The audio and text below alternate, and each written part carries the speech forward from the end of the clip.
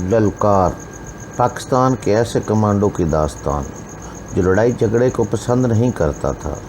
सियासत ने, हालात ने और पुलिस ने उससे उसका प्यार छीन लिया। वो आदमी बेजार हो गया। फिर एक दोस्त ने उसकी ज़िंदगी बदल दी।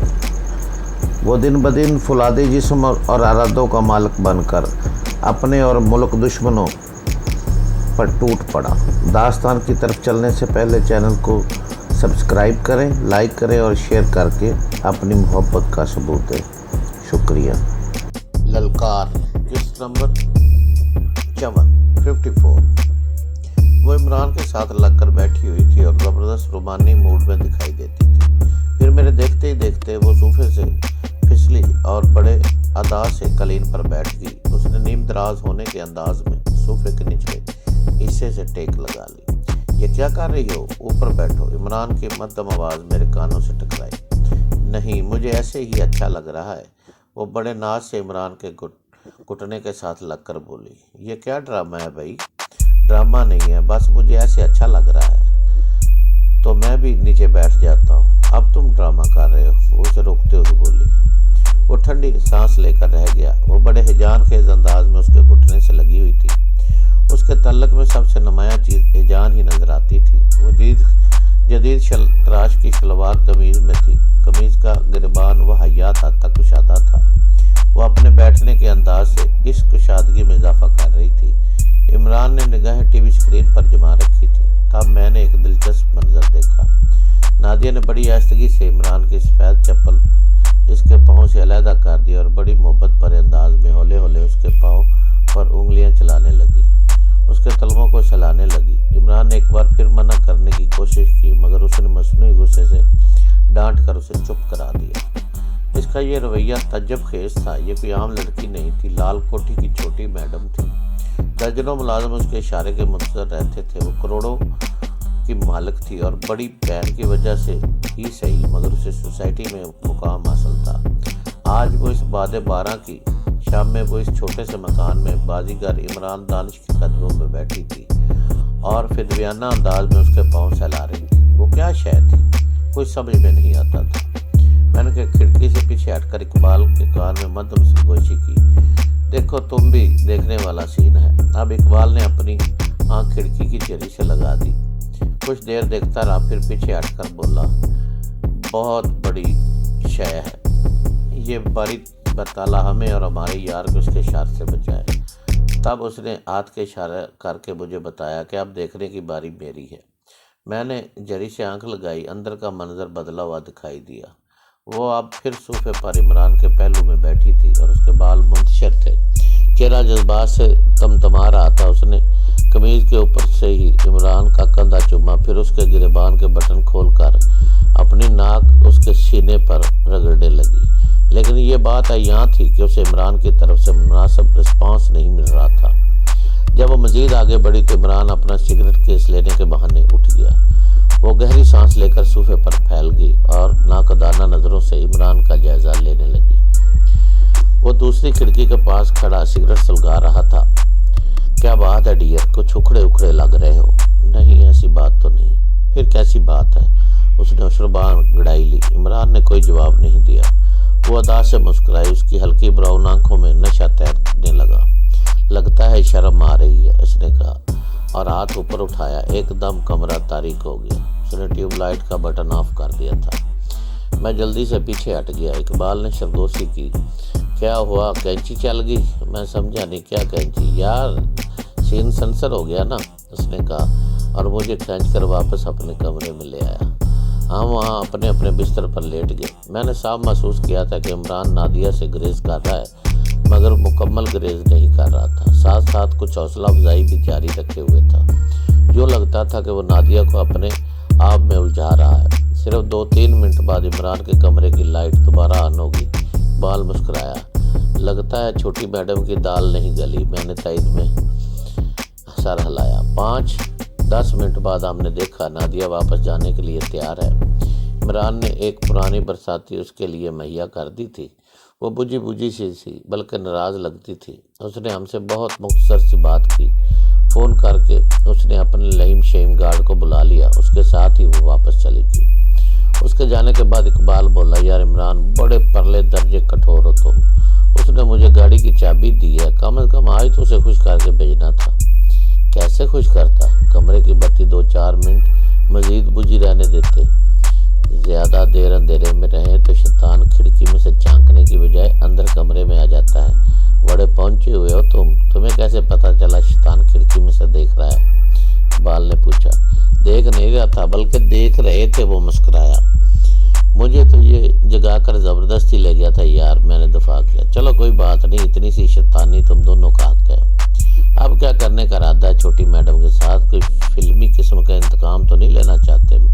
میں نے پوچھا۔ عمران کا موڈ اب قدرے بحال تھا، خوشگوار لہجے میں بولا، ارادہ تو ایسا ہی ہے، اس کے ساتھ شادی کروں گا۔ جب یہ لال جوڑا پہن کر ہاتھوں مہندی لگا کر گہنوں سے لدی پھندی گٹھڑی سے بن کر پھولوں کی سیج پر بیٹھی ہوگی تو اندر آؤں گا اور کہوں گا، نادیہ بیگم یہ سواگ رات نہیں ہے، یہ انتقام رات ہے۔ آج تمہارا گھونگھٹ کوئی نہیں اٹھائے گا، تم اس کانٹوں کی سیج پر اکیلی ہی رات گزارو گی۔ آج کے بعد اس گھر میں تم صرف نام کی دلہن بن کر رہو گی، پل پل جیو گی، پل پل مرو گی۔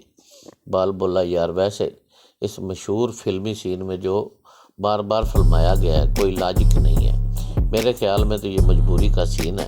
سنسر کا ڈر ہوتا ہے، اس لیے دلہا صاحب اپنے انتقام کا رخ موڑ کر تکیہ اٹھاتے ہیں اور باہر صوفے پر جا کر لیٹ جاتے ہیں۔ تماشے بیچارے اس روکھے پھیکے شریفانہ انتقام پر گڑتے رہ جاتے ہیں۔ تمہارے خیال میں یہ سین کیسے ہونا چاہیے؟ عمران نے سرگٹ سلگایا۔ میں ہوتا تو اس طرح بولتا۔ وہ بہو فلم سٹار وحید مراد کے لب و لہجے میں بولنے لگا، شبانہ یہ سواگ کی رات نہیں، انتقام کی رات ہے۔ ہم انتقام کا دور شروع کرنے والے ہیں، لیکن جس طرح لمبی چھلانگ لگانے کے لیے پہلے پیچھے ہٹنا پڑتا ہے، اس طرح میں بھی پیچھے ہٹ رہا ہوں۔ آج کی رات ہم محبت کے ساتھ گزاریں گے، صبح 7:30 بجے سے انتقام شروع کریں گے، وغیرہ وغیرہ۔ میرا پاسپورٹ مل گیا تھا، ویزے کے انٹرویو کے لیے ہمیں ایمبیسی سے 10 دن بعد کی اپائنٹمنٹ ملی تھی۔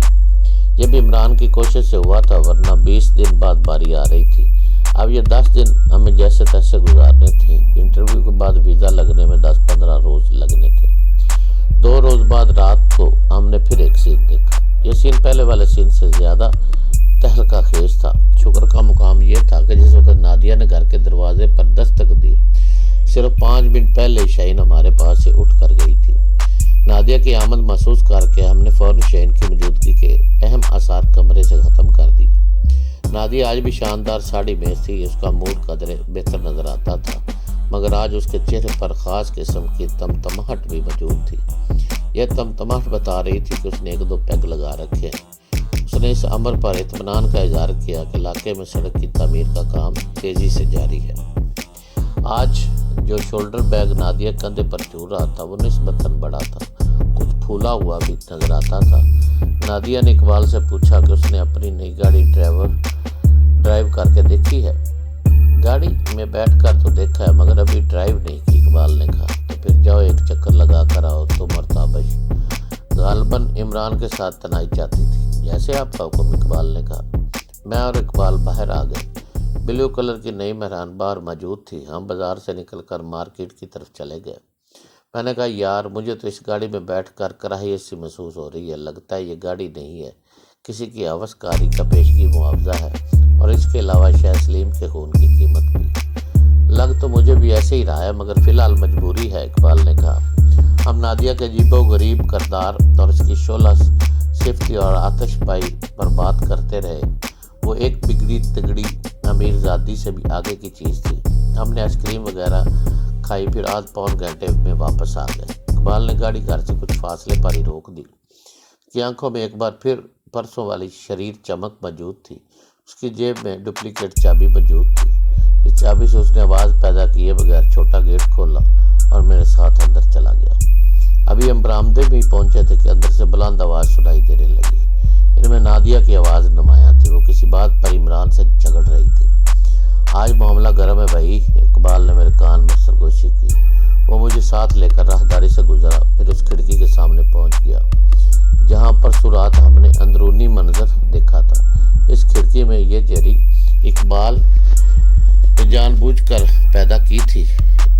اس بات کا پتہ مجھے 2 روز بعد چلا۔ کمرے سے ابھرنے والی آوازیں اب صاف سنائی دے رہی تھی۔ نادیہ کہہ رہی تھی، تم مجھے ٹارچر کر رہے ہو، جان بوجھ کر رہے ہو۔ صاف کیوں نہیں کہہ دیتے کہ ہمارے درمیان ریلیشن نہیں ہو سکتا؟ تمہارے لیے ریلیشن کا بس ایک ہی مطلب کیوں ہے؟ ضروری تو نہیں کہ ریلیشن کے لیے ہم اکٹھے ایک بستر پر سوئیں، ہم اچھے دوستوں کی طرح بھی رہ سکتے ہیں۔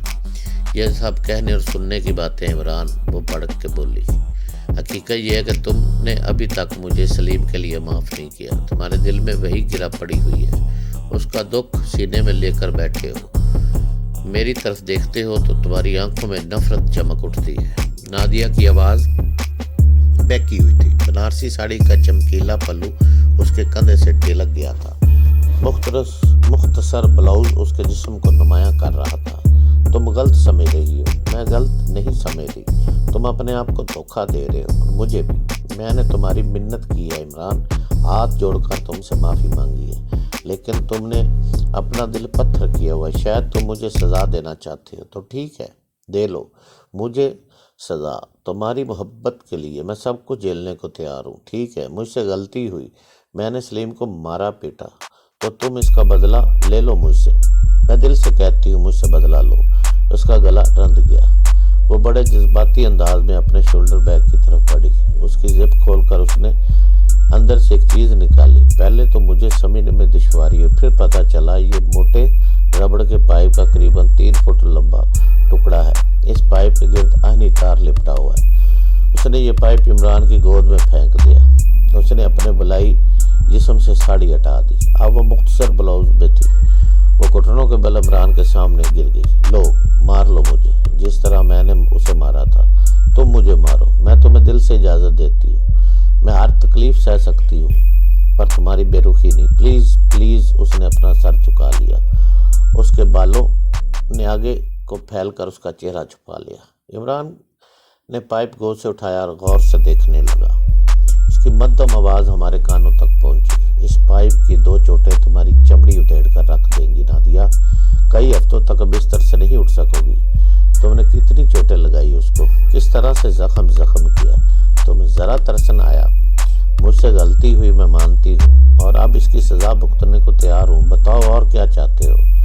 عمران نے پائپ ایک طرف پھینک دیا اور اٹھتے ہوئے بولا، میں اپنے اندر اتنی بے رحمی نہیں لا سکتا۔ کیوں نہیں لا سکتے؟ میں قسم کھاتی ہوں تمہاری بے رخی مجھے اس پائپ کی مار سے کہیں زیادہ تکلیف دے رہی ہے۔ تم مجھے جذباتی بلیک میل کر رہی ہو نادیہ، اس طرح دل نہیں جیتے جاتے۔ تو تم مجھے معاف نہیں کرو گے؟ وہ اس طرح گھٹنوں کے بل بیٹھی اس کی طرف دیکھتی رہی۔ میں نے دیکھا کہ اچانک اس کے چہرے کی تمتمہٹ میں اضافہ ہو گیا، آنکھوں میں شراب کی سرخی بھی نمایاں تر ہو گئی۔ اس کی سانس دھوکنے کی طرح چل رہی تھی۔ وہ بدلے ہوئے لہجے میں پکاری، عمران تم اس 2 ٹکے کی لڑکی کے لیے مجھے ٹھکرا رہے ہو، مجھے ذلیل کر رہے ہو۔ وہ حرامزادی ناس بن کر گھسی ہوئی ہے تمہارے دماغ میں۔ نادیہ، اس کو بیچ میں مت لاؤ۔ کیوں نہ لاؤں؟ وہی چڑیل ہے جس نے تمہیں اپنے پنجرے میں طوطا بنایا ہوا ہے۔ تمہاری اس بے رخی کی ایک ہی وجہ ہے۔ نادیہ، عمران گرجا، میں اس کے بارے میں بکواس نہیں سنوں گا۔ کیوں نہیں سنو گے تم؟ میں سناؤں گی، حرامزادی کتیا۔ نادیہ جنونی انداز میں دھاڑی، میں تمہیں اس کے قابل ہی نہیں رہنے دوں گی۔ میں برباد کر دوں گی، تمہیں برباد کر دوں گی۔ ایک دم ہی اس کا پارا سا طویں سامان کو چھونے لگا۔ وہ لپک کر ٹیبل کی طرف گئی۔ وہاں بیئر کی بڑی بوتل پڑی تھی۔ نادیہ نے ٹیبل پر مار مار کر ایک چھناکے سے بوتل توڑی۔ وہ ٹوٹ کر ایک تیز دھار ہتھیار کی طرح ہو گئی۔ اب یہ ہتھیار نادیہ کے ہاتھ میں تھا۔ وہ ہیجانی انداز میں چلائی اور عمران پر جھپٹی۔ اس نے بے دریغ عمران کے چہرے کو نشانہ بنایا۔ عمران نے بروقت پیچھے ہٹ کر چہرہ بچایا اور اس کی بوتل والی کلائی پکڑ لی۔ کمرے میں کرہم سا مچ گیا۔ اب ہم کھڑے نہیں رہ سکتے تھے۔ ہم کمرے کا دروازہ دھکیلتے ہوئے اندر گھس گئے۔ نادیہ بالکل دیوانی ہو رہی تھی۔ وہ عمران پر گالیوں کی بچھاڑ کر رہی تھی اور اپنے لمبے ناخنوں سے اس کا چہرہ نوچنے کی کوشش کر رہی تھی۔ اس پر ٹانگیں چلا رہی تھی اور اب اسے اپنے کپڑوں کا کچھ ہوش نہیں تھا۔ اس کا بلائی جسم تو نیم مریاں ہو چکا تھا۔ اب لگتا تھا کہ اس کی ساڑی زرعی جسم سے بھی اس کا ساتھ چھوڑ جائے گی۔ ہم نے مل کر اسے بمشکل سنبھالا۔ عمران نے اس کے منہ پر 2 زوردار تھپڑ رسید کیے۔ وہ چکرا کر دیوار سے ٹکرائی اور گر گئی۔ اس کے باوجود وہ پوری طاقت سے چلا رہی تھی۔ اذانی انداز میں پتہ نہیں کیا کیا بول رہی تھی۔ اس کے نقوش بگڑ گئے تھے اور رنگت سیاہی مائل ہو گئی تھی۔ وہ کرانے لگی اور بڑبڑانے لگی۔ عمران نے اقبال کو اشارہ کیا، وہ جلدی سے انجیکشن لے آیا۔ یہ بے ہوشی کا وہی انجیکشن تھا جو اس سے پہلے عمران اور اقبال نے سمن آباد میں کمل کے بھائی قادر کو دیا تھا۔ میں نے اور اقبال نے نادیہ کو دبوچا۔ اس کا جسم نرم تھا اور منہ سے شراب کی بو آ رہی تھی۔ وہ کسمائی مگر عمران نے اس کے بازو میں دوا انجیکٹ کر دی۔ بے شک یہ گھر کا اندرونی کمرہ تھا، مگر کچھ دیر پہلے نادیہ کے چلانے چنگاڑنے کی آواز اتنی بلند تھی کہ قریبی گھروں تک جا پہنچی۔ پڑوسی زاہد دیوار سے آوازیں دے رہے تھے اور گھر کا بیرونی دروازہ بھی کھٹکھٹایا جانے لگا۔ عمران کے اشارے پر اقبال بہر گیا اور پڑوسیوں کو مطمئن کر کے آیا۔ جیسا کہ بعد میں پتہ چلا، اس نے پڑوسیوں کو بتایا تھا کہ گھر میں کچھ مہمان آئے جن میں ایک لڑکی نفسیاتی مریضہ ہے۔